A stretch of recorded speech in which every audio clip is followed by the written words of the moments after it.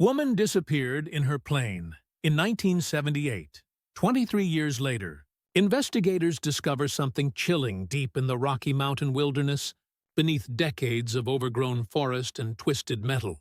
Lay the answer to one of aviation's most haunting mysteries, a mystery that would consume investigator Sarah Chen for the next 2 years of her life, and change everything she thought she knew about justice, sacrifice, and the lengths people will go to protect the ones they love.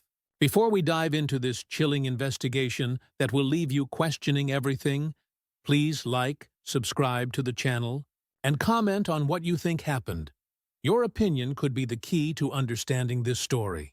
It was a crisp October morning in 2001 when Sarah Chen's phone rang with the call that would define her career. The voice on the other end was nervous, hesitant, speaking barely above a whisper. "There's wreckage up in the Rockies," the anonymous caller said. "Old plane. Been there a long time. GPS coordinates are—" The line went dead before Sarah could ask any questions. Sarah had been investigating aviation accidents for 15 years, but something about this tip felt different. The caller's voice carried an urgency that suggested this wasn't just another routine crash site. As she traced the coordinates on her map, her blood ran cold. The location was deep in treacherous terrain, miles from any established flight path. The smell of pine needles and damp earth filled her nostrils as Sarah hiked through the dense forest 3 days later, her team struggling with equipment over the rocky terrain. The autumn air was thin and sharp, carrying the distant cry of hawks circling overhead. After 4 grueling hours of climbing, they found it. Twisted metal emerged from the undergrowth like the bones of some prehistoric creature. The fuselage of a small Cessna, painted white with blue trim, sat partially buried beneath 23 years of fallen leaves and creeping vines. But what made Sarah's heart race wasn't the wreckage itself. It was how deliberately concealed it appeared to be. As her team carefully cleared away the debris, the tail number became visible, N7749M. Sarah's hands trembled as she cross-referenced the registration. The plane belonged to Margaret Maggie Sullivan, a celebrated pilot who had vanished without a trace in 1978, taking with her one of aviation's greatest unsolved mysteries. But as Sarah examined the crash site more closely, disturbing details began to emerge. Branches had been strategically placed to hide the wreckage. Pieces of debris seemed to have been deliberately moved and scattered. This wasn't the random destruction of an aircraft accident. This was something far more sinister. What really happened to Maggie Sullivan on that fateful day in 1978? And why had someone gone to such extraordinary lengths to hide the truth? As Sarah would soon discover, some secrets are buried so deep that uncovering them threatens to destroy everyone involved. The investigation was just beginning, and already Sarah sensed that nothing about this case would be what it seemed. To understand what happened in those Rocky Mountain woods, we need to go back to 1978, to a time when the aviation world was buzzing with talk of Margaret Maggie Sullivan, a woman who refused to let anyone tell her what she couldn't do. Maggie wasn't just any pilot. She was a force of nature, who had shattered glass ceilings with the same determination she used to navigate through thunderstorms. At just 32 years old, she had already broken numerous flight records and built a thriving charter airline business in Denver. The sound of aircraft engines was her symphony, and the vast Colorado sky was her stage. Those who knew Maggie described her with a mixture of admiration and bewilderment. She possessed 3 defining traits that made her both beloved and unpredictable. First was her rebellious nature, a fierce independence that drove her to challenge every limitation placed on women in aviation.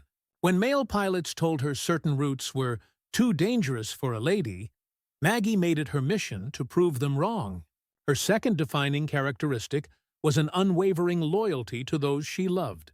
Maggie would fly through hell itself to help a friend in need, often taking enormous personal risks to ensure the safety and success of others.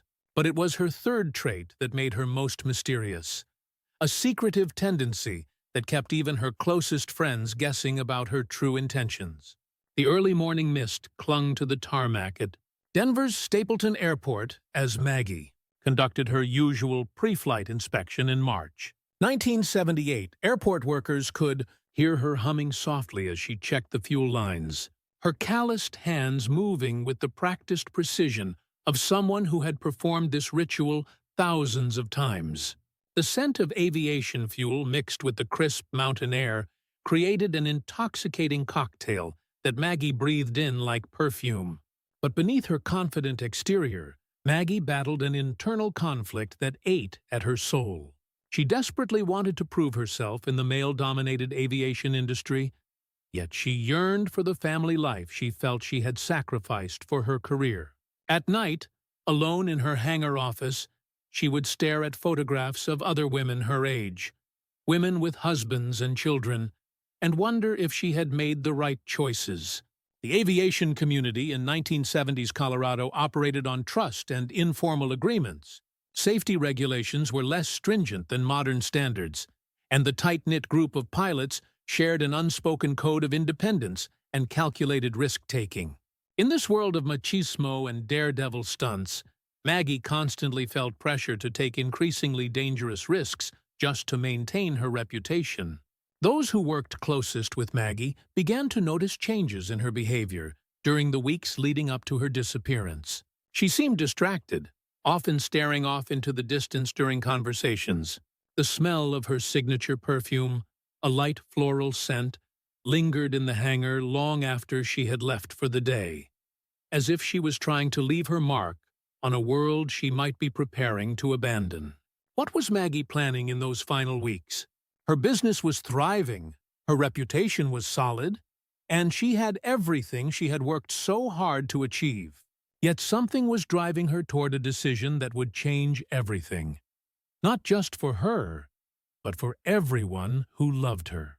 The answer lay hidden in a secret that Maggie carried alone, a burden so heavy that it would ultimately lead her to make the most desperate choice of her life. As Sarah Chen delved deeper into Maggie Sullivan's life, she discovered a web of relationships that painted a complex picture of love, loyalty, and hidden resentments. The people closest to Maggie each harbored secrets of their own, secrets that would prove crucial to understanding what really happened on that fateful day in 1978. Robert Hayes sat across from Sarah in his cluttered Denver office, his weathered hands trembling slightly as he poured coffee from a thermos that had seen better days. The aroma of bitter caffeine filled the small space, mixing with the scent of old aviation manuals and yellowed photographs. Even 23 years later, his eyes still held the pain of unspoken words and missed opportunities. Maggie was extraordinary, Robert said, his voice thick with emotion. But in those final weeks, she was different. Distant, like she was already somewhere else in her mind. Robert had been Maggie's business partner for 5 years, but their relationship was far more complicated than simple professional cooperation. He had been secretly in love with her from the moment they met, watching from the shadows as she conquered the skies, while his heart broke a little more each day. His motivation for helping with the investigation went far beyond business loyalty. He was driven by guilt over words never spoken and a proposal he never had the chance to make. The week after Maggie's disappearance was supposed to be special. Robert had purchased an engagement ring and planned to finally tell her how he felt. The small velvet box still sat in his desk drawer, a daily reminder of the future that was stolen from them both. But Maggie's sister Elena carried a different kind of pain. When Sarah met her at a small cafe in Boulder, the resemblance between the sisters was striking, yet their personalities couldn't have been more different. Where Maggie had been bold and adventurous, Elena was cautious and methodical. Where Maggie commanded attention, Elena preferred to blend into the background. Everyone always compared us, Elena said bitterly, stirring sugar into her coffee with aggressive motions. Maggie the pioneer, Maggie the record breaker, Maggie the success story. Do you know what it's like to be the sister of a legend? Elena's resentment ran deep, stemming from a childhood spent in Maggie's shadow. Yet beneath her anger lay a desperate desire for her sister's approval, an approval she never received. Her motivation for cooperating with the investigation was complex. Part anger at being abandoned, part guilt over their final conversation, and part genuine love for the sister she could never quite reach. The third member of Maggie's inner circle was Jim Morrison, the airport mechanic whose gentle hands and sharp eyes had kept dozens of aircraft safely in the air for over 2 decades. When Sarah found him in his hangar, bent over an engine with grease-stained coveralls and the persistent scent of motor oil clinging to everything he touched, she knew she was meeting someone who understood Maggie in a way others couldn't. "She trusted me with her life every time she flew," Jim said, wiping his hands on a well-worn rag. "That kind of trust, it changes you, makes you protective." Jim had watched Maggie grow from a young, inexperienced pilot into the confident aviator she became. His protective instincts toward her were almost paternal, despite being only a few years older. But in the weeks before her disappearance, those same instincts had been screaming warnings that something was wrong. "Her plane," Jim continued, his voice dropping to a whisper. "She'd been asking about modifications, extra fuel tanks, engine adjustments. When I asked her why, she just smiled that secretive smile of hers and said it was for a special project." What kind of project required such extensive modifications? And why hadn't Maggie shared her plans with the people who cared about her most? As Sarah studied the 3 people who had been closest to Maggie, she began to see a pattern emerging. Each of them had noticed changes in her behavior. Each had sensed something was coming. Yet none of them had been trusted with the truth. It was as if Maggie had been systematically preparing for something while deliberately keeping everyone she loved in the dark. But what could have been so important that she was willing to sacrifice these relationships to achieve it? The breakthrough came when Sarah least expected it. As she meticulously documented the crash site for the 3rd time, her trained eye caught something that had been bothering her subconsciously. The way certain pieces of debris were positioned didn't match the natural scatter pattern of an aircraft impact. The morning sun filtered through the pine canopy, casting dappled shadows across the wreckage as Sarah's forensic team worked with painstaking precision. The crisp mountain air carried the scent of decomposing leaves and ancient tree bark. But underneath it all was something else, the metallic tang of old secrets finally being exposed to light. "Sarah, you need to see this," called Dr. Martinez, the team's forensic specialist. His voice carried an urgency that made Sarah's pulse quicken. She picked her way carefully through the underbrush, her boots crunching on decades of accumulated forest debris. Dr. Martinez was crouched beside a section of the aircraft's wing, his gloved hands carefully brushing away dirt and vegetation. "Look at these branch placements," he said, pointing to several thick pine branches that lay across the wreckage. "The break patterns are wrong. These weren't torn off by impact. They were cut and deliberately arranged." Sarah felt a chill that had nothing to do with the mountain altitude. Someone had taken considerable time and effort to conceal this crash site. But why? And more importantly, who? As the team continued their careful excavation, more disturbing evidence emerged. Smaller pieces of the aircraft had been collected and scattered in a pattern designed to confuse investigators. Personal belongings that should have been thrown clear during the crash were instead carefully placed within the main wreckage area. Every detail suggested deliberate manipulation of the scene. "This changes everything," Sarah whispered to herself, her breath forming small clouds in the cold air. What they had assumed was a tragic accident was beginning to look like something far more sinister. That evening, back in her hotel room in Denver, Sarah spread out the original case files from 1978. The yellowed papers smelled of age and bureaucracy, filled with the routine language of a missing person investigation that had quickly gone cold. But now, armed with knowledge about the deliberately concealed crash site, she began to see gaps in the original investigation that hadn't been apparent before. The 1978 search had been called off after only 2 weeks, citing harsh weather conditions and the vast search area. But Sarah noticed something troubling in the search grid maps. The area where they had found the wreckage had been marked as searched in the original files. Either the searchers had missed the aircraft completely, or someone had moved it after the search was concluded. Her phone rang, interrupting her analysis. The caller ID showed Elena Sullivan's number. "I've been thinking about our conversation," Elena said without preamble. Her voice sounded strained, as if she had been crying. "There's something I didn't tell you about Maggie's final weeks." Sarah grabbed her notebook, her pulse quickening. "What kind of something?" "The phone calls," Elena continued, her voice dropping to almost a whisper. Maggie had been receiving strange calls for about a month before she disappeared. Always late at night. She would take them in private, but I could hear her voice through the walls. She sounded scared. This was the first time anyone had mentioned mysterious phone calls. Sarah felt the familiar thrill of a new lead opening up. "Did you ever ask her about them?" "Once," Elena admitted. "She told me it was nothing, just business calls from different time zones. But Sarah, I heard her crying after one of them." Maggie never cried, not even when our father left. The mention of their father sent another jolt through Sarah's investigation. None of the original case files had mentioned family history beyond basic biographical information. "Tell me about your father, Elena." There was a long pause, filled only by the sound of Elena's shaky breathing. "He abandoned us when Maggie was 16 and I was 12. Just left one day and never came back. We never heard from him again." Maggie spent years trying to find him, hiring private investigators, following false leads. It nearly destroyed her. Could these mysterious phone calls have been related to their missing father?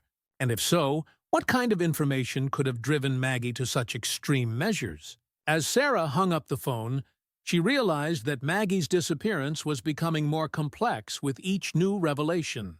The deliberately concealed crash site, the mysterious phone calls, the family secrets.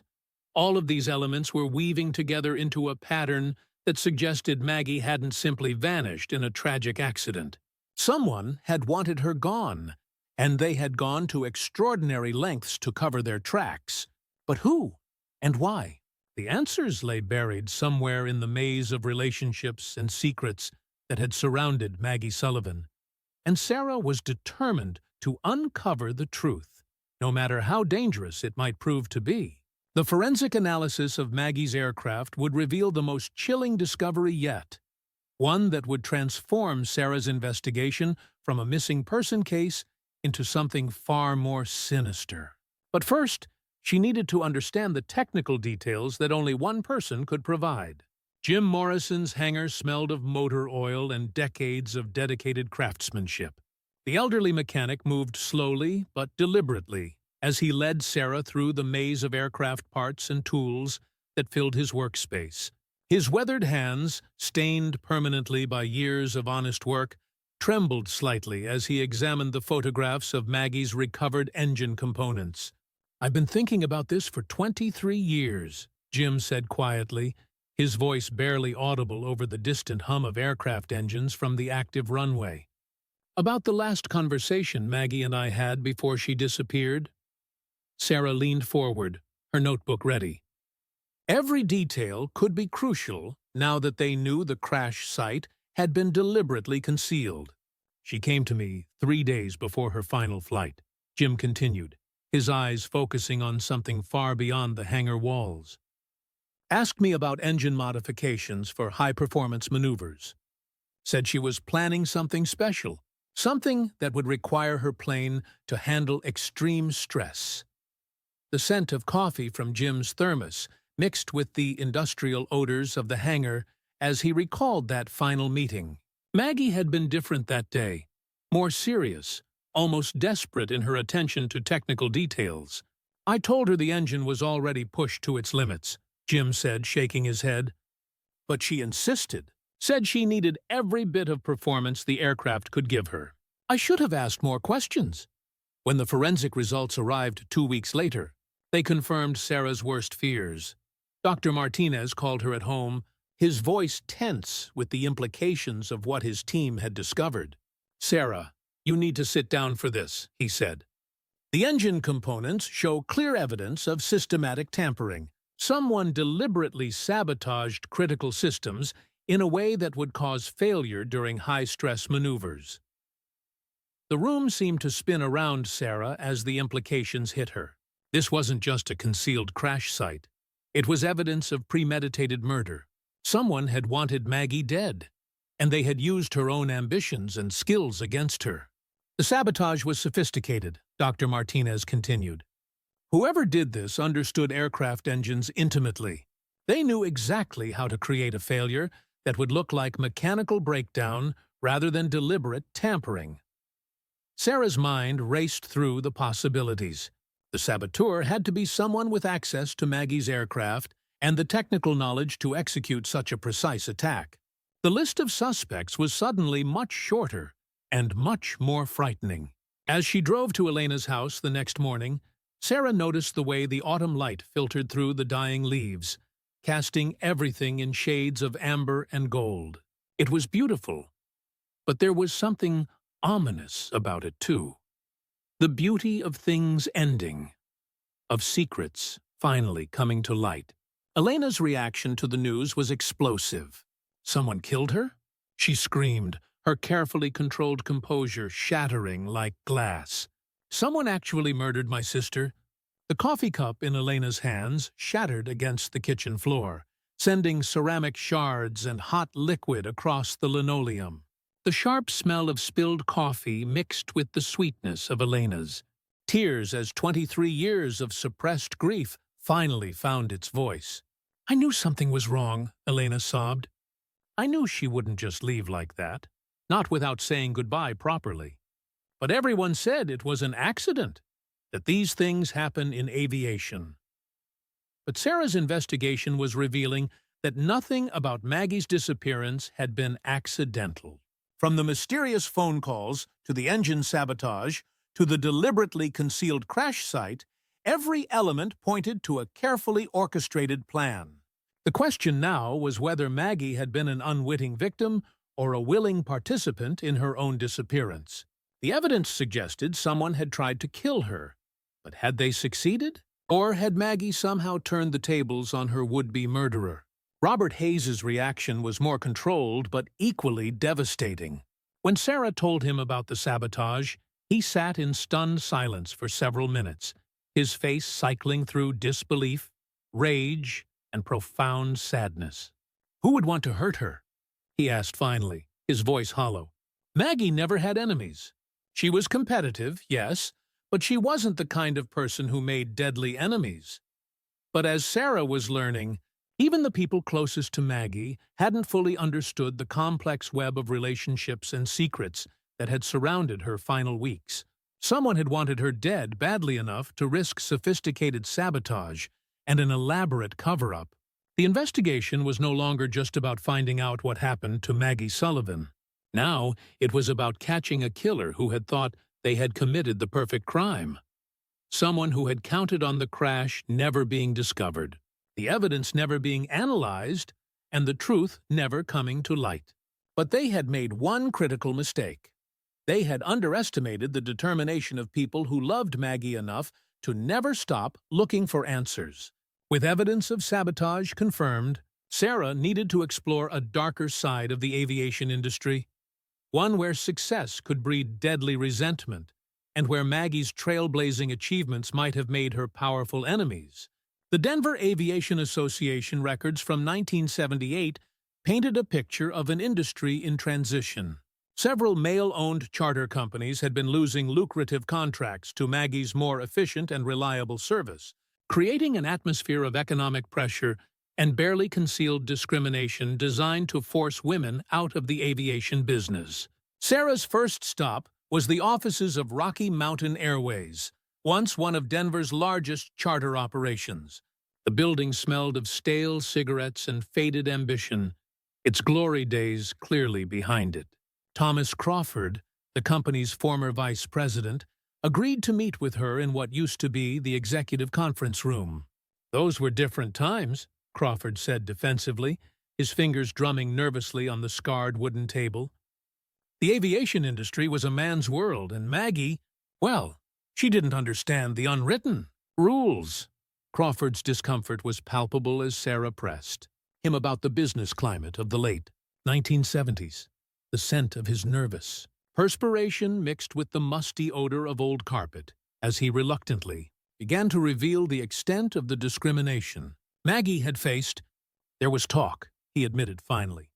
Some of the owners felt that Maggie was getting contracts because clients wanted to make a statement about women's equality, not because she was the best choice.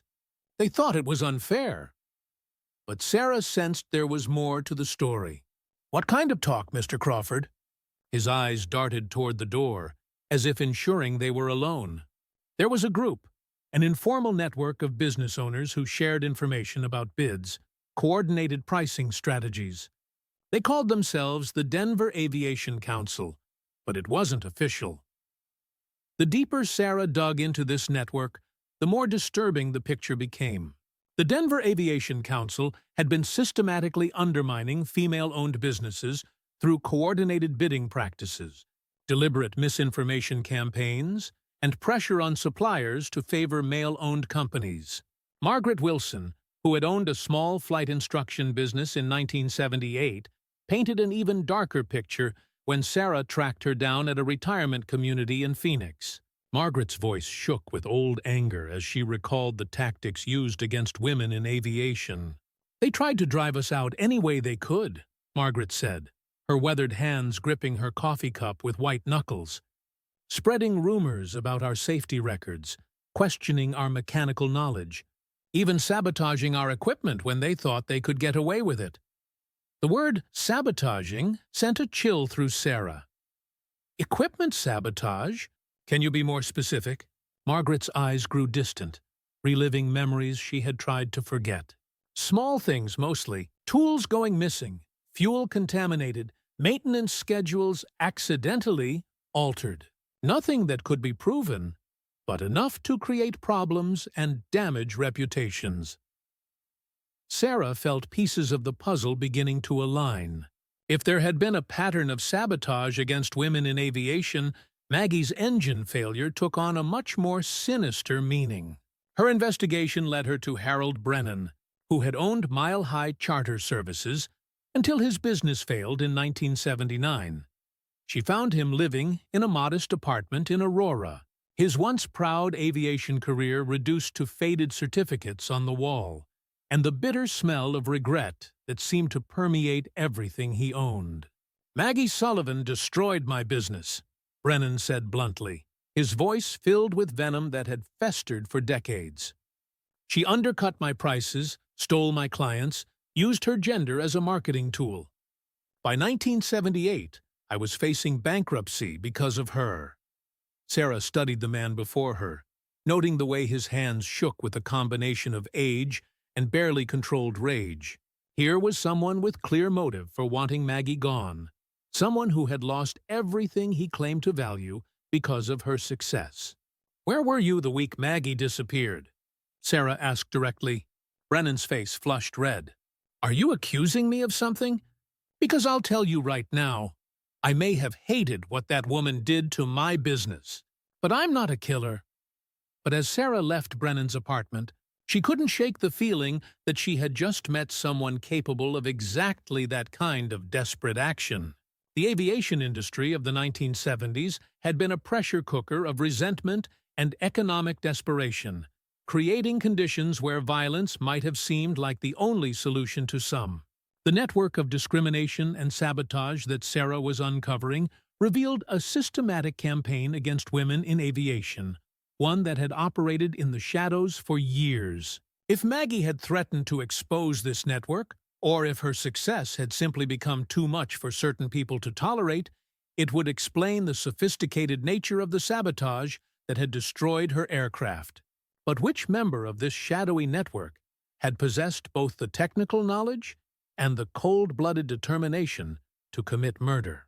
And more importantly, had they succeeded in killing Maggie, or had their plan somehow gone wrong? The answers lay deeper in the web of masculine pride, economic desperation, and deadly jealousy that had surrounded Maggie Sullivan's final days. Someone in this network of bitter men had crossed the line from business competition to premeditated murder. Sarah was determined to find out who.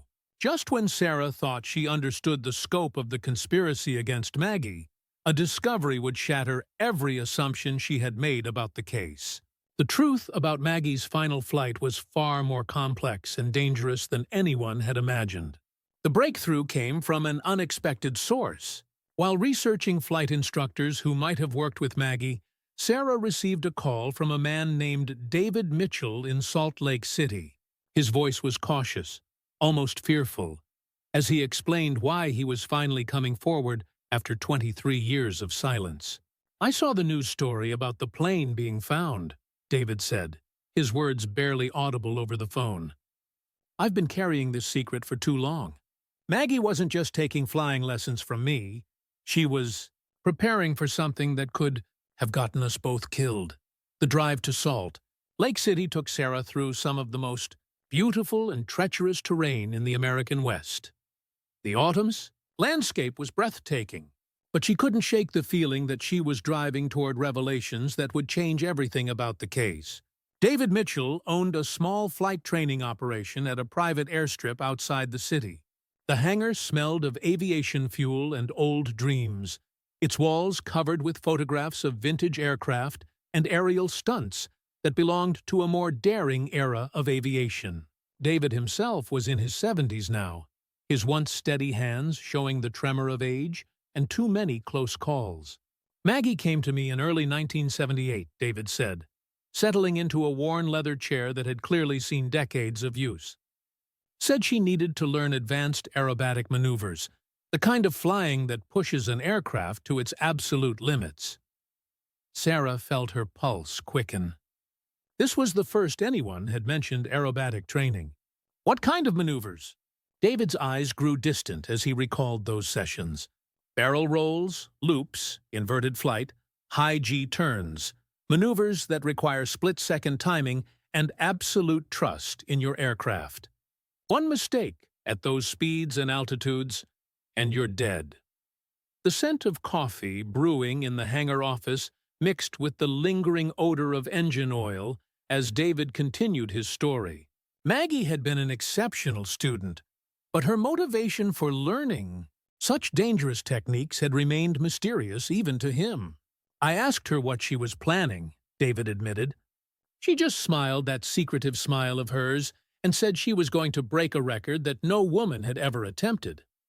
When I pressed for details, she told me it was better if I didn't know." Sarah's mind raced with the implications.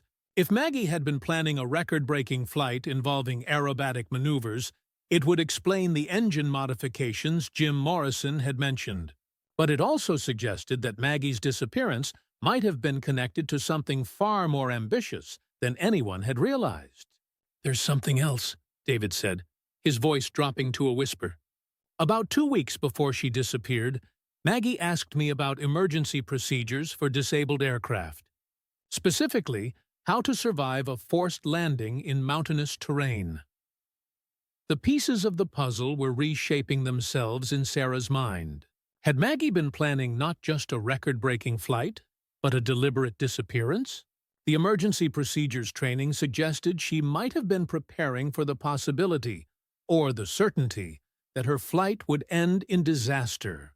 Back in Denver, Sarah confronted Elena with this new information. Elena's reaction was immediate and devastating. "A transcontinental speed record?" Elena gasped, her face draining of color. She never said anything about, "Oh, God, that explains everything." Elena rushed to a closet in her bedroom, emerging with a small wooden box Sarah had never seen before. Inside were newspaper clippings, technical specifications, and handwritten notes, all related to aviation speed records and the female pilots who had attempted them. "I found this after she disappeared," Elena explained, her voice shaking. "Hidden in her apartment. I never understood what it meant, so I just kept it." Sarah carefully examined the documents, her excitement growing with each page. Maggie had been researching every aspect of transcontinental speed records, studying weather patterns, calculating fuel requirements, and mapping potential routes that would maximize speed while minimizing detection. But one document in particular made Sarah's blood run cold. It was a letter from an aviation insurance company discussing the specific conditions under which a policy would be invalidated. The letter made it clear that any attempt to break aviation records without proper authorization would void all coverage. "Elena," Sarah said slowly, "did Maggie have life insurance?" "A substantial policy," Elena nodded. "She always said it was to protect the business if anything happened to her. The insurance company paid out after she was declared legally dead in 1985. The implications were staggering. If Maggie had been planning an unauthorized record attempt, she would have known that her insurance would be invalidated if she died during the flight. But if she could fake her death and disappear, both her business partners and her sister would be financially protected. Was it possible that Maggie had orchestrated her own disappearance to protect the people she loved while pursuing her ultimate aviation dream? And if so, had someone discovered her plan and decided to turn her fake death into a real one? The sabotaged engine suddenly took on new meaning. Someone had known about Maggie's secret mission and had used her own plans against her, turning what was supposed to be a carefully controlled disappearance into an actual murder attempt. But the most chilling question remained. Had they succeeded in killing her? Or had Maggie somehow managed to survive and escape, leaving behind only the evidence of someone else's deadly betrayal? The answer to that question would determine whether Sarah was investigating a murder or hunting for a woman who had been living a lie for 23 years. As Sarah delved deeper into the official records of Maggie's disappearance, she discovered something that chilled her to the bone. Someone had been systematically destroying evidence for over 2 decades, suggesting a cover-up that reached far beyond a simple business rivalry. The Denver Police Department's Records Division smelled of dust and bureaucracy, its fluorescent lights casting harsh shadows over endless rows of filing cabinets. Detective Ray Martinez, who had been assigned to Maggie's missing person case in 1978, met Sarah with obvious reluctance. His weathered face showed the weariness of a man who had seen too many cases go unsolved. "I've been dreading this conversation for years," Martinez admitted as he led Sarah through the maze of archived files. "I knew eventually someone would come asking the right questions about the Sullivan case." The original case file should have been thick with witness statements, evidence reports, and investigative notes. Instead, Sarah found herself staring at a folder containing barely a dozen pages, fragments of what should have been a comprehensive investigation. "This is everything?" Sarah asked, unable to hide her disbelief.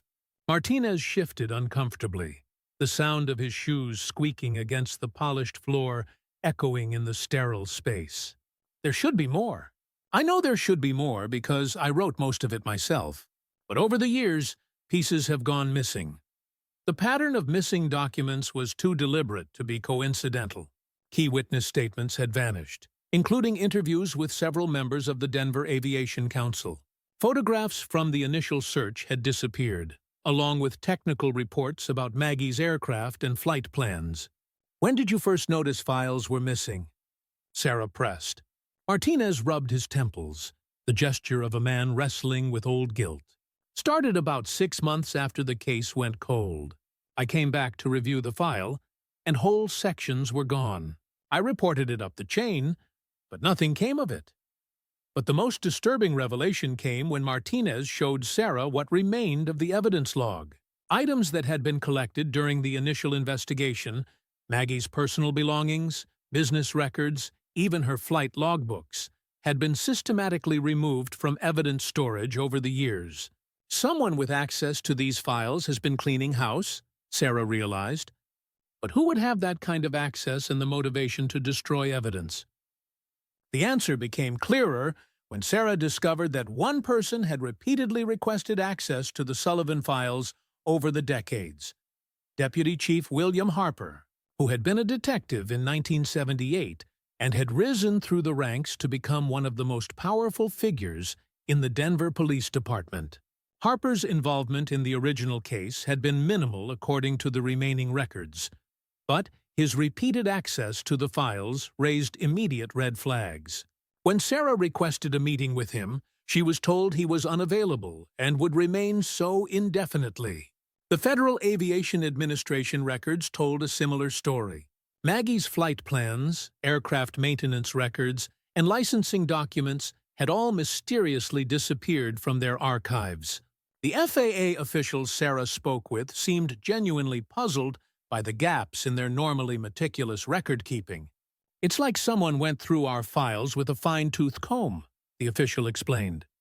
"They knew exactly what to remove and what to leave behind to make it look like routine, administrative oversight."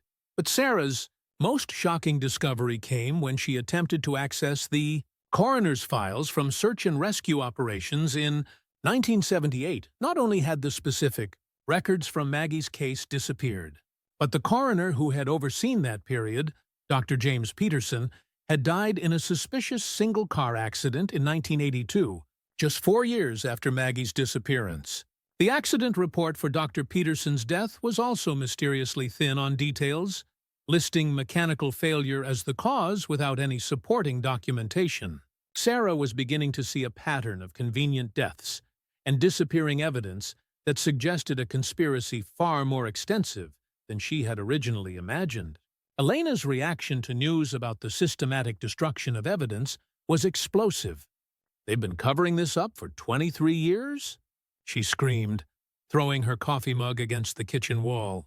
"Someone killed my sister and then spent decades making sure no one could prove it?" The destruction of evidence suggested that someone with significant power and resources had been invested in keeping Maggie's true fate hidden. But why? What secret was so dangerous that it required decades of careful evidence destruction to protect? As Sarah sat in her hotel room that night, surrounded by photocopies of the few remaining documents, she realized that the systematic destruction of evidence might actually be the key to solving the case. Whoever had been destroying files had revealed themselves through their very thoroughness. The pattern of missing documents created a shadow map of the truth. By identifying what had been removed, Sarah could begin to understand what someone was desperate to hide. And somewhere in that hidden truth lay the answer to what had really happened to Maggie Sullivan. But now Sarah faced a terrifying reality. She was investigating not just a murder, but a cover-up that involved people with the power to destroy evidence, silence witnesses, and potentially eliminate anyone who got too close to the truth. Someone very powerful had wanted Maggie Sullivan gone, and they were still out there, still protecting their deadly secret. The discovery that would change everything came from the most unexpected source. Maggie's personal belongings recovered from the wreckage. Hidden within what appeared to be routine personal effects was evidence that Maggie Sullivan had been living a double life in the months before her disappearance. Dr. Martinez's forensic laboratory buzzed with the quiet efficiency of scientific investigation. The sterile smell of chemicals and the soft hum of analytical equipment created an atmosphere where secrets were methodically extracted from the most unlikely sources. Sarah watched intently as the forensic team carefully cleaned and examined each item recovered from the crash site. "Most of these personal effects are exactly what you'd expect," Dr. Martinez explained, gesturing toward a table covered with Maggie's belongings. "Wallet, watch, flight charts, standard pilot equipment. But this briefcase? This is something else entirely." The leather briefcase had been severely damaged in the crash and subsequent decades of exposure, but the forensic team had managed to restore it enough to access its contents. What they found inside would shatter every assumption Sarah had made about Maggie's motivations. "Hidden compartment," Dr. Martinez announced, carefully opening a section of the briefcase that had been invisible until their examination. "Professionally constructed, designed to pass casual inspection." Inside the hidden compartment were 3 items that made Sarah's heart race with their implications. First was a thick envelope containing over $15,000 in cash, a fortune in 1978 currency. Second was a set of identification documents bearing Maggie's photograph, but a completely different name. Catherine Williams. But it was the third item that truly stunned Sarah. A detailed map of the western United States, marked with specific locations and what appeared to be safe houses or contact points. The map suggested an escape route that extended from Colorado through Utah and Nevada, ultimately ending in a small coastal town in Oregon. She was planning to disappear, Sarah whispered, the implications washing over her like a cold wave. This wasn't about a record-breaking flight at all.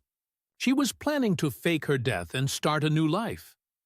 Elena's reaction to this revelation was devastating. When Sarah showed her the identification documents and map, Elena collapsed into a chair, her face draining of all color. "She was going to abandon us," Elena said, her voice hollow with betrayal. All her talk about family loyalty, about protecting the people she loved. She was planning to disappear and let us think she was dead. But Sarah sensed there was more to the story. The elaborate nature of Maggie's escape plan suggested desperation rather than simple selfishness. Something had driven her to consider giving up everything she had worked for, everyone she cared about, in exchange for a new identity and a chance to start over. The forensic analysis of the cash revealed another crucial clue. The serial numbers indicated the money had been withdrawn from Maggie's business accounts in small amounts over several months, suggesting careful planning rather than impulsive action. Someone or something had been threatening her long enough for her to liquidate assets without drawing attention. Robert Hayes's response to the news was a mixture of heartbreak and confusion. "Why didn't she trust me enough to tell me?" he asked, his voice breaking. "If she was in some kind of trouble, I would have helped her. We all would have helped her." But Jim Morrison, the old mechanic, had a different reaction. When Sarah showed him the evidence of Maggie's planned disappearance, he nodded slowly, as if pieces of a long-standing puzzle were finally falling into place. "The engine modifications she requested," he said thoughtfully. "I thought they were for aerobatic maneuvers, but now I wonder if they were for something else entirely. Extended range, maybe, or the ability to fly at extreme altitudes to avoid radar detection." The map in Maggie's briefcase showed a route that avoided major airports and population centers, instead marking small private airstrips and rural landing areas. It was the perfect plan for someone who wanted to disappear without leaving a trace. Except that someone had sabotaged her aircraft, turning her elaborate disappearance into a potential death trap. Sarah began to see a chilling possibility emerging from the evidence. What if Maggie's planned disappearance had been discovered by someone who decided to turn it into a real death? The sabotaged engine would have ensured that Maggie's fake crash became a genuine fatal accident, eliminating both her and whatever threat she represented to someone else. But this theory raised an even more disturbing question. If someone had tried to kill Maggie by sabotaging her escape plan, and if the crash site had been deliberately concealed for over 2 decades, what did that suggest about her actual fate? The cash, the false identification, and the escape route all pointed to careful preparation for a new life. But the sabotaged engine and concealed crash site suggested that someone had been determined to prevent her from reaching that new life. Had they succeeded in murdering Maggie Sullivan, or had she somehow managed to survive and complete her transformation into Catherine Williams? And if she had survived, what had driven her to such desperate measures that she was willing to let everyone she loved believe she was dead? The answers lay hidden somewhere along that escape route marked on her map, in the small towns and isolated airstrips, where a desperate woman might have sought refuge from forces powerful enough to destroy evidence and silence witnesses for over 2 decades. Someone had been very determined to ensure that Maggie Sullivan's secrets died with her. But secrets have a way of surviving even the most careful attempts to bury them, and Sarah was getting closer to the truth with each new revelation. The revelation that would turn Sarah's entire investigation upside down came from the most scientific and irrefutable source possible: forensic analysis of the human remains found in the pilot's seat. What the DNA results revealed would force her to question everything she thought she knew about the case. Dr. Patricia Hernandez, the chief forensic pathologist, called Sarah at 6 in the morning, her voice tight with the implications of what her team had discovered. "Sarah, you need to come to the lab immediately. We have results that are going to change everything about your investigation." The drive through Denver's early morning streets gave Sarah time to mentally prepare for what she hoped would be confirmation that the remains belonged to Maggie Sullivan, finally providing closure to 23 years of uncertainty. But as she walked through the sterile corridors of the forensic laboratory, the expression on Dr. Hernandez's face suggested that confirmation was the last thing she was about to receive. "The dental records don't match," Dr. Hernandez said without preamble, her words hitting Sarah like a physical blow. "The skeletal remains found in the pilot's seat are not Margaret Sullivan." The world seemed to tilt around Sarah as the implications crashed over her. "What do you mean they don't match? Whose remains are they?" Dr. Hernandez led Sarah to a viewing room where X-rays and forensic reports were displayed on illuminated boards. The clinical smell of the laboratory mixed with the antiseptic odor of revelation as the pathologist explained her findings.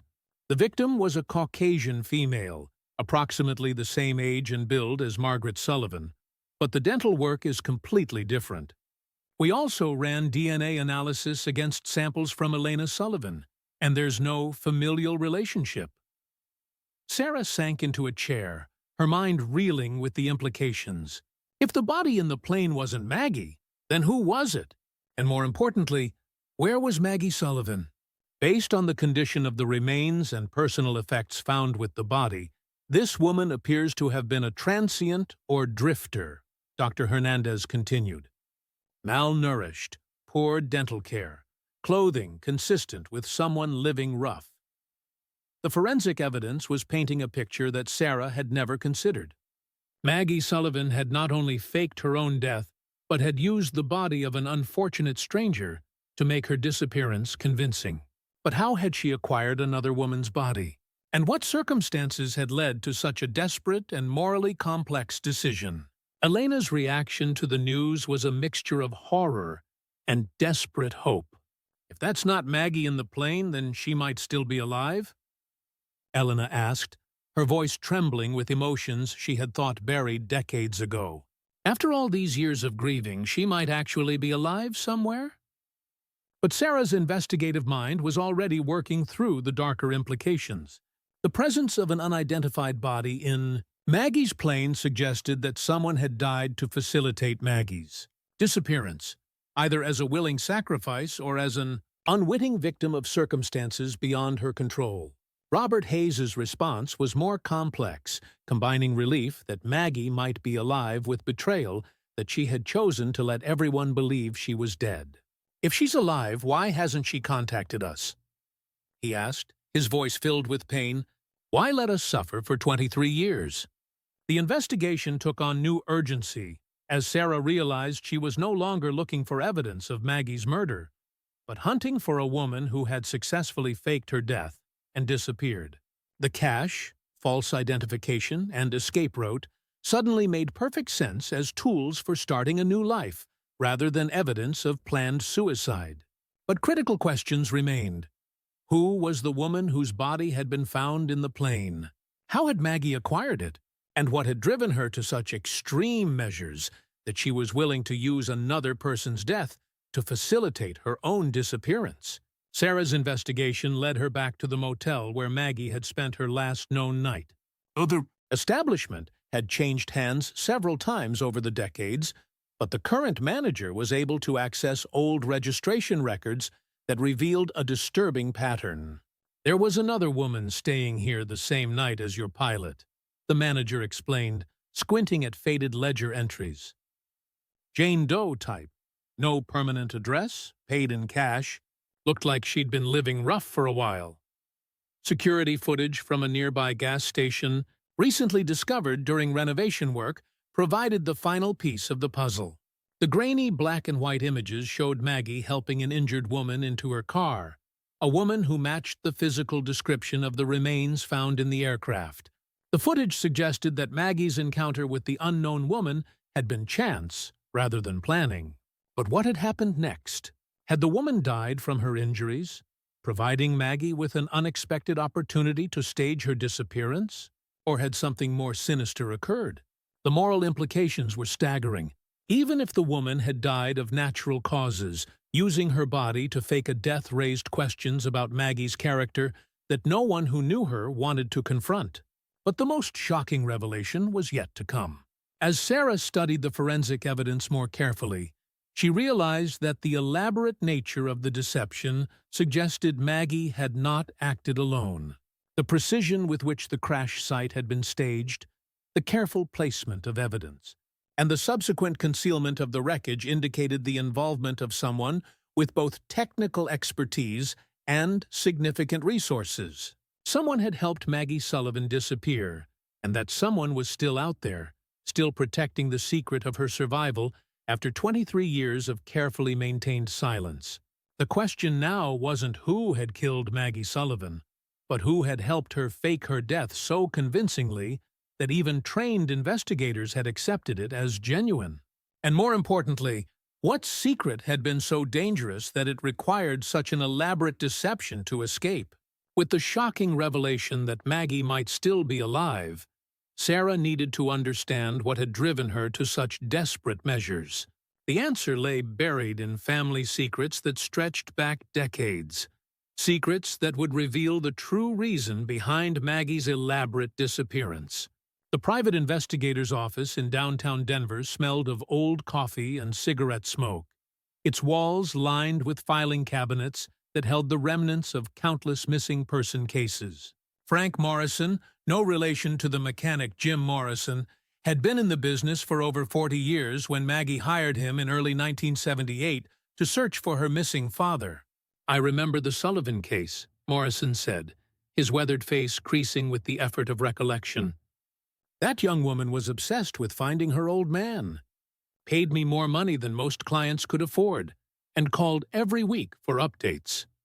Morrison's files on the case had survived the decades, providing Sarah with crucial insight into Maggie's state of mind during her final months. The correspondence between them revealed a woman driven by a desperate need for closure, willing to pursue even the most tenuous leads about her father's whereabouts. "I finally tracked him down to a small town in Montana," Morrison continued, pulling out a folder thick with investigative reports. "Living under an assumed name, working odd jobs, staying off the radar.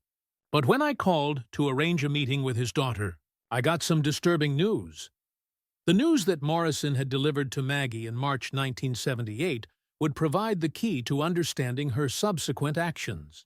Her father hadn't simply abandoned his family in search of a new life. He had been running from something that had caught up with him decades later. Thomas Sullivan had been involved with some very dangerous people back in the day, Morrison explained, his voice dropping to a whisper even after all these years. "Organized crime, money laundering, the kind of stuff that doesn't have a statute of limitations for the people involved." Sarah felt pieces of the puzzle clicking into place. If Maggie's father had been involved with organized crime, his past could have created ongoing danger for his entire family. The mysterious phone calls Elena had mentioned suddenly took on new significance. "The people your father crossed, don't forget," Morrison had warned Maggie during their final conversation. "And they don't limit their revenge to just the person who wronged them. Family members can become targets years later." But the most devastating news Morrison had delivered was that Maggie's father had died of natural causes just days before she was supposed to meet him. Her last chance for reconciliation and answers about her family's past had vanished forever. Elena's reaction to learning about their father's criminal connections was immediate and intense. "You're telling me that Maggie disappeared because of something our father did before we were even born?" she asked, her voice rising with indignation. The timeline Morrison provided painted a picture of mounting pressure on Maggie during her final weeks. The mysterious phone calls had begun shortly after Morrison confirmed their father's location, suggesting that someone had been monitoring the investigation and realized that Thomas Sullivan's daughter was getting too close to secrets that needed to remain buried. They were warning her off, Sarah realized. The phone calls weren't random harassment. They were threats designed to make her stop looking for her father. But Maggie's personality, her fierce independence and refusal to be intimidated, had made her exactly the wrong person to respond well to threats. Instead of backing down, she had begun planning her most audacious escape yet. The connection to organized crime also explained the sophisticated nature of the evidence destruction that Sarah had discovered. Criminal organizations with long-term investments in keeping secrets buried would have both the resources and the motivation to systematically eliminate evidence over decades. Robert Hayes struggled to reconcile this new information with the woman he had loved. "You're saying Maggie chose to fake her death rather than trust us to help her deal with these threats?" he asked, his voice filled with hurt and confusion. But Sarah was beginning to understand the impossible position Maggie had found herself in. Staying meant putting everyone she cared about at risk. Disappearing permanently was the only way she could protect her sister, her business partners, and her friends from becoming collateral damage in a conflict that had begun before she was born. The escape plan suddenly made perfect sense as an act of love rather than abandonment. By convincing everyone that she was dead, Maggie had removed any incentive for her father's enemies to threaten the people she cared about most. Jim Morrison's workshop took on new significance when Sarah returned with this information. "Those engine modifications she requested," he said thoughtfully, "they weren't for aerobatic maneuvers or even extended range. They were for a one-way flight to a place where she could never come back from." The tragic irony was that Maggie's elaborate plan to protect her loved ones had required her to hurt them in the most profound way possible, by letting them believe she was dead.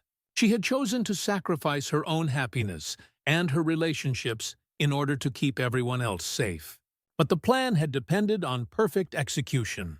The discovery of the crash site and the forensic evidence were threatening to expose not just Maggie's survival, but the entire network of family secrets and criminal connections that had motivated her disappearance. Somewhere out there, people who had thought their secrets were safely buried with Maggie Sullivan were realizing that the past was catching up with them. And if Maggie was still alive, she was potentially in more danger now than she had been 23 years ago. The investigation had evolved from a missing person case to a murder investigation to a search for a living woman who might be the only witness to crimes that powerful people thought had been forgotten forever. As Sarah pieced together the final elements of Maggie's disappearance, one crucial question remained. How had she acquired the body that made her fake death so convincing? The answer would reveal the most heartbreaking and human aspect of the entire conspiracy. The Sleepy Inn Motel had been torn down and rebuilt twice since 1978, but Sarah's investigation had uncovered security footage from a nearby gas station that had been stored in the basement during renovations and forgotten for decades. The grainy black and white images would provide the final piece of Maggie's story. In the footage, Sarah could see Maggie's distinctive figure helping an injured woman toward her car. The timestamp showed this was happening just hours before Maggie's plane was scheduled to disappear forever. But the body language between the two women suggested something more complex than a simple Good Samaritan act. "Look at the way they're interacting," Dr. Hernandez observed as she and Sarah studied the footage. "The injured woman appears to be in significant distress, possibly dying. But Maggie isn't just helping her, she's talking to her extensively." Sarah felt a chill as she realized what she was watching. This wasn't a chance encounter that Maggie had opportunistically used to facilitate her disappearance. This was something far more compassionate and morally complex. The medical examiner's report on the unidentified woman revealed that she had been suffering from advanced cancer, malnutrition, and exposure. She was a drifter who had been living rough for months, possibly years, with no family or friends to notice her absence. "She was dying," Sarah whispered, the full implication hitting her. "Maggie didn't kill her. or even opportunistically use her death. She provided comfort to a dying woman and honored her final wishes. Elena's reaction to this revelation was a mixture of relief and pride. "That sounds like Maggie," she said through tears. "She always said that every person deserved dignity, especially in death." The security footage, when enhanced by modern digital analysis, revealed lips movement that suggested conversation between the two women. A forensic lip-reading expert was able to partially reconstruct the dialogue, providing insight into one of the most extraordinary conversations in criminal history. The dying woman had apparently agreed to help Maggie fake her death in exchange for Maggie staying with her during her final hours. It was an arrangement born of mutual desperation. The dying woman wanted someone to care about her passing, while Maggie needed to disappear convincingly enough to protect her loved ones. "It was an act of mercy," Robert Hayes said when Sarah shared this discovery. Even in her darkest hour, facing the worst crisis of her life, Maggie was still thinking about helping someone else. The arrangement explained the careful staging of the crash site. Maggie had honored her agreement with the dying woman by ensuring that her death would serve a purpose, helping someone escape from threats that could have destroyed multiple innocent lives. Jim Morrison's eyes filled with tears when he learned the truth. "She told me once that every flight was an act of faith," he said. "Faith that your skills, your preparation, and your equipment would bring you safely home. But sometimes faith means trusting someone else with your life." The dying woman had literally trusted Maggie with her death, and Maggie had honored that trust by using it to save others from her father's enemies. It was a testament to both women's humanity in the face of desperate circumstances. But this revelation raised the final, most crucial question. If Maggie had successfully faked her death and escaped along her planned route, where was she now? And more importantly, was she safe? Or were the same forces that had driven her to disappear still hunting for her? Sarah's investigation had revealed a story of sacrifice, love, and moral complexity that defied simple categorization. Maggie Sullivan hadn't simply run away from her responsibilities. She had made the hardest choice imaginable to protect the people she cared about most. The gas station footage showed Maggie driving away from the motel with the dying woman as her passenger, heading toward the mountains where her plane would eventually be found. But somewhere along that route, Maggie had successfully separated from the aircraft and continued her journey toward a new life. The question now was whether that new life had provided her with the safety and peace she had sacrificed everything to achieve, or whether she was still living in fear of the past that had driven her to such extreme measures. Sarah realized that her investigation had reached a crossroads. She could publish her findings and expose the truth about Maggie's disappearance, potentially putting a woman who had suffered enough at risk. Or she could respect Maggie's choice to remain hidden and protect the new life she had built from the ashes of her old one. The decision would require Sarah to choose between justice and mercy, between the truth and the protection of someone who had already paid an enormous price for the sins of others. It was the kind of choice that would define not just the conclusion of her investigation, but her own character as a human being. The final chapter of Maggie Sullivan's story was about to be written, and Sarah Chen held the pen. The envelope arrived at Sarah's office on a cold November morning, bearing no return address, but postmarked from a small coastal town in Oregon. The handwriting was feminine but cautious, as if the writer had been out of practice with correspondence for decades. Sarah's hands trembled as she opened it, knowing instinctively that she was about to read words from a woman who had been officially dead for over 20 years. "Dear Ms. Chen," the letter began, "I know you've been looking for Margaret Sullivan. I am writing to tell you that your search can end here." The morning light filtering through Sarah's office windows seemed to take on a different quality as she continued reading. The smell of fresh coffee from the break room mixed with the scent of the aged paper, creating an atmosphere charged with the electricity of revelation. My name is now Catherine Williams, and I have been living quietly in a small Oregon coastal town for the past 23 years. I work as a flight instructor at a local aviation school, teaching young people the skills that once defined my entire existence. It is peaceful work, and I find great joy in watching others discover the freedom of flight. Sarah felt tears welling in her eyes as she realized she was reading words from a woman who had sacrificed everything to protect the people she loved. The letter continued with an explanation that would finally answer all of Sarah's questions about motive and method. I learned through my private investigator that my father had been involved with dangerous people before I was born. When they discovered I was searching for him, they began threatening not just me, but everyone associated with me. The phone calls started in March 1978, and they made it clear that my business partners, my sister, and anyone else they considered connected to me would become targets if I continued my search. The letter revealed the impossible choice Maggie had faced: abandon her search for her father and live with the constant threat of violence against her loved ones, or disappear so completely that those threats would become meaningless. I met Sarah, the woman whose body was found in my plane, during my final night at the motel. She was dying of cancer and had been living rough for months. We talked through the night, and I learned that she had no family, no one who would mourn her passing.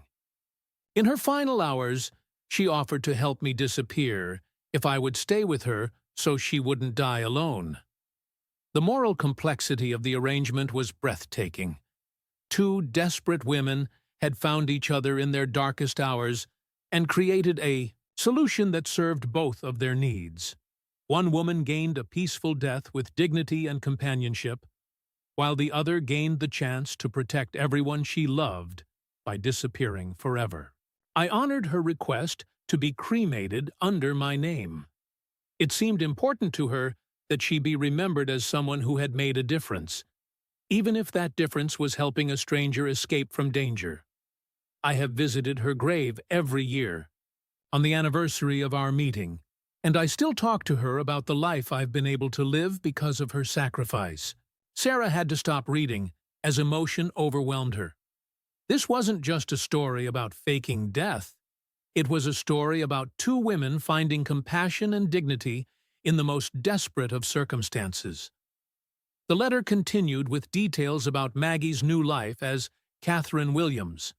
She had used her aviation skills to build a quiet but fulfilling career as a flight instructor, never seeking the spotlight that had once defined her existence as Maggie Sullivan. She had found peace in anonymity, safety in invisibility, and purpose in passing on her knowledge to a new generation of pilots. I have followed the news of your investigation from a distance, and I want you to know how much I admire your dedication to uncovering the truth. But I must ask you to consider the consequences of exposing my survival. The people who threatened my family in 1978 may no longer be active, but the connections and grudges that motivated them can span generations. Ertil, the request that followed, was both heartbreaking and completely understandable. If you feel you must reveal the truth about my disappearance, I will understand and accept whatever consequences follow. But if you can find it in your heart to let Catherine Williams continue her quiet life, I would be eternally grateful. I have found peace here, and I believe the people I left behind have found peace with my supposed death.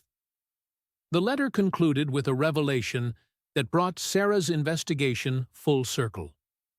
The private investigator you spoke with, Frank Morrison, is my son. I met his mother in Oregon and married her in 1982. Frank has known the truth about my identity for several years, and he has been helping to monitor any renewed interest in the Maggie Sullivan case. He was the one who provided the anonymous tip about the crash site location, knowing that eventually someone would need to understand that the official story was not the complete truth. Sarah sat back in her chair, overwhelmed by the elegant complexity of the story she had uncovered. Maggie Sullivan had not only successfully faked her death and started a new life, but she had built a family with someone who could help protect her secret while ensuring that the truth would eventually be revealed in a controlled way. The final paragraph of the letter posed the question that would determine the conclusion of Sarah's investigation. I leave the decision about what to do with this information entirely in your hands.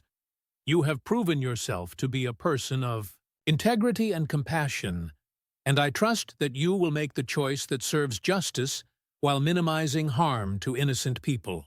Whatever you decide, please know that I am grateful for your dedication to uncovering the truth, even when that truth is more complex than anyone imagined. As Sarah finished reading the letter, she realized that her investigation had evolved into something far more significant than solving a missing person case. She now held the power to decide whether a woman who had sacrificed everything to protect others deserved to continue living in the peace she had so carefully constructed. The choice would define not just the end of her investigation, but the kind of investigator and person she wanted to be. In the end, the most difficult investigations aren't the ones where you can't find the truth. They're the ones where finding the truth forces you to decide what justice really means. As Sarah sat in her office holding Maggie's letter, she faced a decision that would haunt her regardless of what she chose.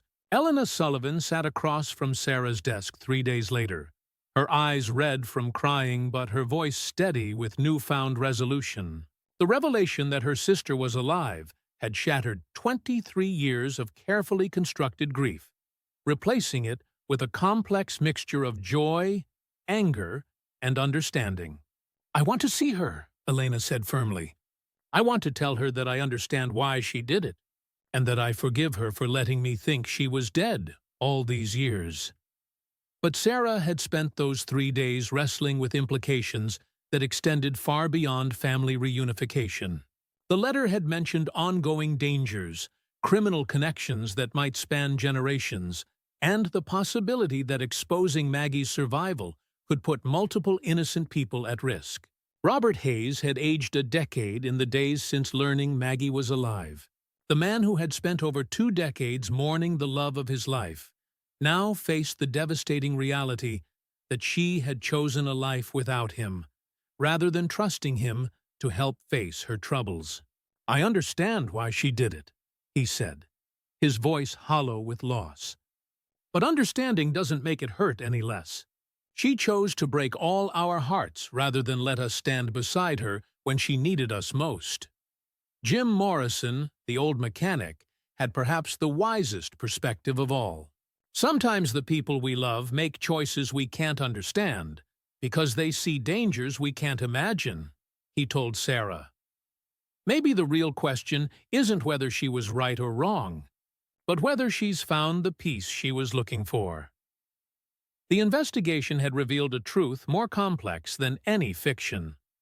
A woman had faked her death, not from selfishness or cowardice, but from a desperate desire to protect everyone she cared about from consequences of crimes committed before she was born. She had sacrificed her identity, her relationships, and her entire life to ensure that the people she loved could live safely. But now Sarah faced her own impossible choice. Publishing the truth would vindicate Maggie's friends and family, proving that she hadn't simply abandoned them. But it would also expose a woman who had spent 23 years carefully building a new life, potentially putting her in danger from the same forces that had driven her to disappear in the first place. The decision came to Sarah on a quiet Sunday morning as she walked through the Denver Botanic Gardens, breathing in the crisp autumn air and watching families enjoy peaceful moments together.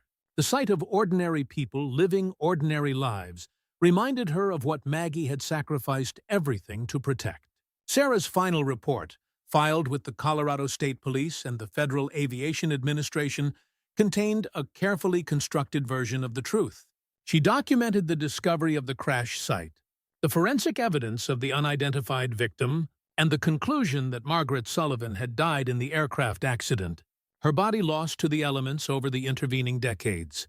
The sabotaged engine was attributed to mechanical failure that had gone undetected during the original investigation. The concealed crash site was explained as the result of natural forest growth and the remote location that had made initial searches unsuccessful. In private conversations with Elena, Robert, and Jim, Sarah shared selected details about Maggie's motivations and the threats she had been facing. She helped them understand that Maggie's disappearance had been an act of love rather than abandonment, a sacrifice made to protect them rather than escape from them. Elena Sullivan received an unmarked envelope 2 weeks later, containing a brief note in familiar handwriting. "I think of you every day and love you more than words can express. Please find peace in knowing that your sister is safe and happy." M. Robert Hayes found closure in a different way. Using information from Sarah's investigation, he established a scholarship fund for women in aviation, honoring Maggie's memory while supporting the kind of dreams and ambitions she had embodied. Jim Morrison quietly updated his maintenance logs for the final time, noting that aircraft N7749M had been officially retired from service and would never fly again. But Sarah kept one piece of evidence that had never made it into her official report. A small photograph found in Maggie's briefcase, showing a coastal Oregon sunset with mountains in the background. On the back, in Maggie's handwriting, were 2 words: "Finally home." 6 months after closing the case, Sarah received a package with no return address. Inside was a hand-carved wooden model of a Cessna aircraft, identical to the one Maggie had flown. Attached was a simple note: "Thank you for understanding that sometimes the greatest truth is knowing when to let the past remain in the past." A grateful teacher. Sarah placed the wooden aircraft on her office windowsill, where it caught the morning light, and reminded her daily that the best investigations aren't always the ones that expose every secret, but the ones that serve justice while protecting the innocent. Somewhere on the Oregon coast, a woman named Catherine Williams continued teaching young pilots to navigate the skies safely, carrying forward the knowledge and passion that had once made Margaret Sullivan a legend. She had found the peace that had eluded her in her former life, and perhaps that was the most important truth of all. The case of Margaret Sullivan's disappearance was officially closed. But the real story, a story of sacrifice, love, and the lengths people will go to protect those they care about, would live on in the hearts of those who understood that sometimes the deepest mysteries are solved not by exposing every secret, but by choosing compassion over revelation. In the end, Sarah learned that being a great investigator isn't just about finding the truth. It's about having the wisdom to know what to do with that truth once you've found it. If this story left you as impacted as it did me, don't forget to like, subscribe to the channel, and comment your opinion below. Each comment is like a new piece that can help unravel other mysteries like this one. Because sometimes the most profound truths aren't found in the evidence we uncover, but in the choices we make about how to honor the human cost of that evidence.